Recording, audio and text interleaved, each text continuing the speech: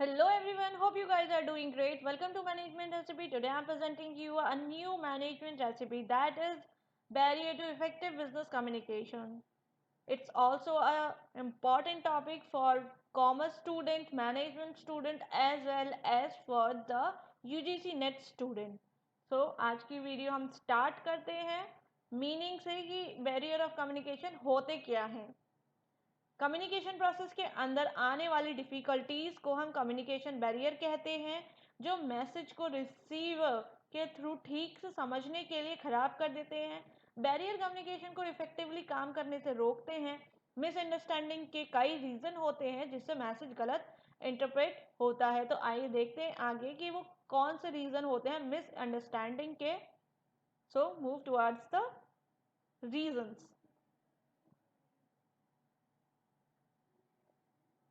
First one is semantic barrier. Semantic barrier के अंदर translation जो है मैसेज की एनकोडिंग और डिकोडिंग के प्रोसेस में प्रॉब्लम से रिलेटेड होती है. और जो बैरियर यूजुअली अराइज होते हैं वो हैं सिंबल विद डिफरेंट मीनिंग. जैसे कि आप ये पिक्चर देख रहे हैं, इसके अंदर एक सिंबल है और इसके ढेरों सारे मीनिंग निकल रहे हैं डिफरेंट डिफरेंट. तो ये एक बैरियर क्रिएट हो जाता है. हर इंसान अपने अकॉर्डिंग इसका मीनिंग निकालते हैं. Second is badly expressed message. अगर कोई सामने वाला मैसेज भेज रहा है पर उसमें एक्सप्रेशन ही समझ में नहीं आ रहा है कि वो खुशी में बोल रहा है या फिर दुखी में बोल रहा है, तो वो बैडली एक्सप्रेस मैसेज भी कभी कभी सिमेंटिक बैरियर क्रिएट कर देते हैं रिसीवर के लिए. And third one is faulty translation. जब हम मैसेज सेंड कर रहे हैं, रिसीवर कोई मैसेज सेंड कर रहा है with faulty translation means spelling उसने गलत लिखी हुई है, ग्रामर मिस्टेक है, तो वहाँ पर भी सिमेंटिक बैरियर्स क्रिएट हो जाते हैं. And the technical jargons. कोई बंदा है, प्रोफेशनल बंदा है, बीटेक का है या फिर वो किसी कंप्यूटर पे काम करता है, लैंग्वेजेस पे काम करता है कंप्यूटर की, और वो जब मैसेज कर रहा है दूसरे रिसीवर को, तो वो अपने वो कंप्यूटर वाली लैंग्वेजेस के टेक्निकल जार्गन्स को यूज़ कर रहा है, पर जो रिसीवर है उसे वो लैंग्वेज आती ही नहीं है तो वो उसे समझ में भी नहीं पाएगा. तो उसकी वजह से जो बैरियर क्रिएट होता है वो होता है सीमेंटिक बैरियर.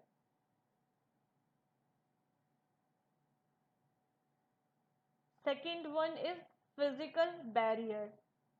फिजिकल बैरियर के अंदर इसका कम्युनिकेशन प्रोसेस पर बहुत इन्फ्लुएंस होता है. कम्युनिकेशन प्रोसेस इंडिकेट करता है रिसीवर और सेंडर दोनों के ही स्टेट ऑफ माइंड को, जिसमें कि पहला है लैक ऑफ अटेंशन.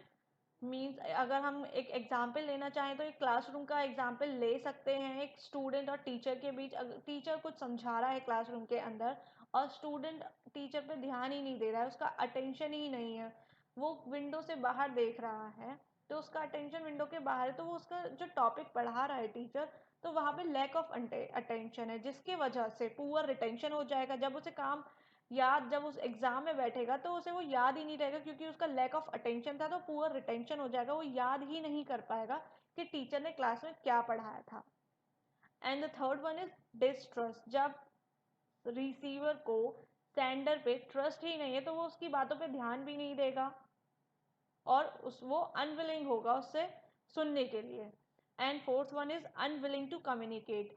जब उसको ट्रस्ट ही नहीं है तो वो उसकी बातों पे ध्यान भी नहीं देगा, सेंडर क्या बोल रहा है, क्या मैसेज सेंड कर रहा है, जिससे कि वो, और ना ही वो उसकी बातों का रिप्लाई करेगा, ना ही वो करना चाहेगा, क्योंकि वो विल, उसको मन ही नहीं है कम्युनिकेट करने का.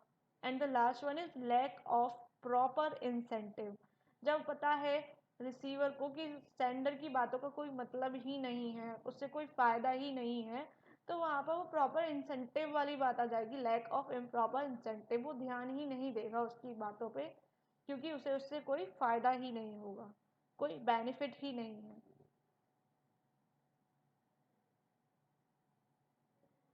नेक्स्ट है पर्सनल बैरियर्स. सेंडर और रिसीवर दोनों के ही पर्सनल फैक्टर्स का कम्युनिकेशन फ्लो पर बहुत गहरा इम्पैक्ट होता है, जो कि पहला होता है fear of challenge to authority.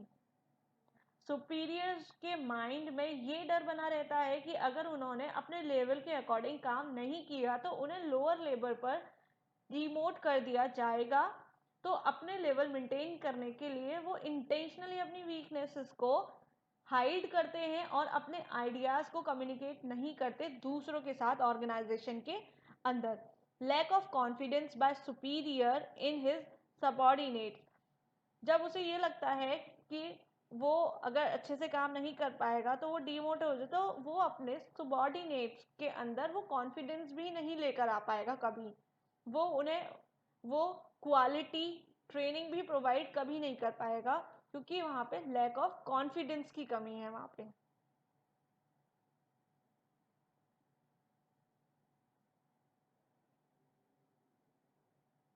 Organisational barriers, ये रिलेट करता है ऑर्गेनाइजेशन के स्ट्रक्चर से, authority, relationship, rules and regulation etcetera से।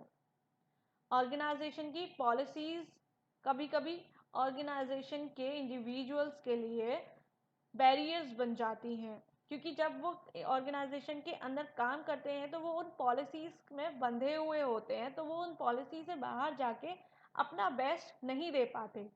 रूल्स एंड रेगुलेशन, सेम जो रूल्स और रेगुलेशन ऑर्गेनाइजेशन ने बनाए हैं काम करने के लिए ऑर्गेनाइजेशन के अंदर, कभी कभी वो ही ऑर्गेनाइजेशन के एम्प्लॉयज़ के लिए दिक्कत बन जाते हैं, बैरियर बन जाते हैं, क्योंकि उनका वो कंफर्ट जोन नहीं होता है काम करने के लिए। तो रूल्स और रेगुलेशन उनके लिए कभी कभी प्रॉब्लम क्रिएट कर देते हैं और वो अपना बेस्ट नहीं दे पाते उन रूल्स और रेगुलेशन की वजह से। स्टेटस, लोग इतने ज़्यादा पॉजिटिव हो जाते हैं अपने स्टेटस को लेके ऑर्गेनाइजेशन के अंदर कभी कभी कि वो क्या सही और क्या गलत ये सोच ही नहीं पाते, गलत रास्ते पर चले जाते हैं सिर्फ अपने स्टेटस को बरकरार रखने के लिए अपने सबॉर्डिनेट्स के सामने। ऑर्गेनाइजेशनल फैसिलिटीज़, कभी कभी जो ऑर्गेनाइजेशनल फैसिलिटीज़ हमें प्रोवाइड करते हैं ऑर्गेनाइजेशन के द्वारा, जो फैसिलिटीज़ प्रोवाइड होती हैं एम्प्लॉयज़ के लिए, वो बैरियर्स क्रिएट कर देते हैं। ज़्यादा कंफर्ट प्रोवाइड हो जाता है कभी कभी एम्प्लॉयज़ को, या फिर वो काफ़ी ज़्यादा अनकंफर्टेबल हो जाते हैं उन फैसिलिटीज़ से, जिससे कि वो मोटिवेट नहीं होते, अपने अलग ही जोन में चले जाते हैं और उसका रिजल्ट होता है बैरियर्स, जो ऑर्गेनाइजेशन में एम्प्लॉयज़ के लिए बैरियर्स हो जाते हैं और उसका रिजल्ट अच्छा नहीं होता। And the last one is mechanical barriers, ये इंक्लूड करता है इनएडिकेट कम्युनिकेशन मीडियम को कम्युनिकेशन करने के लिए न्यूज़, फैक्ट और फिगर्स को।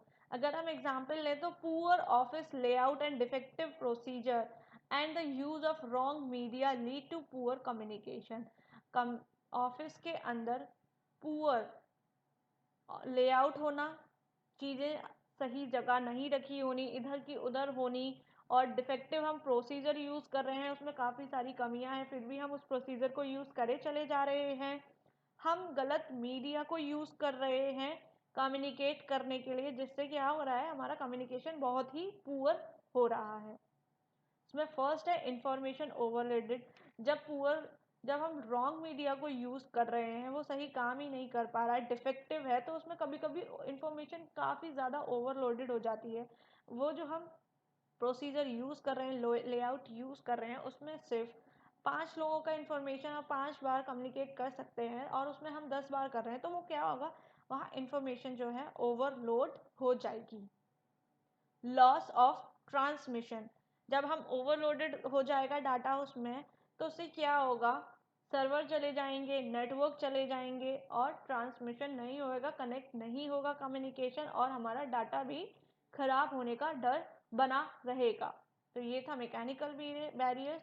आई होप कि आपको सारे बैरियर्स समझ आए होंगे। अगर आपको कोई भी डाउट या कन्फ्यूज़न हो हमें कमेंट सेक्शन में बताएं। अगर आपको हमारी वीडियोस पसंद आ रही हो तो भी हमें कमेंट सेक्शन में बताएं। आप किसी टॉपिक पे वीडियो चाहते हैं तो वो हमें कमेंट सेक्शन में मेंशन करके ज़रूर बताएं। Thank you for watching and subscribe my channel, share with your friends. Thank you so much.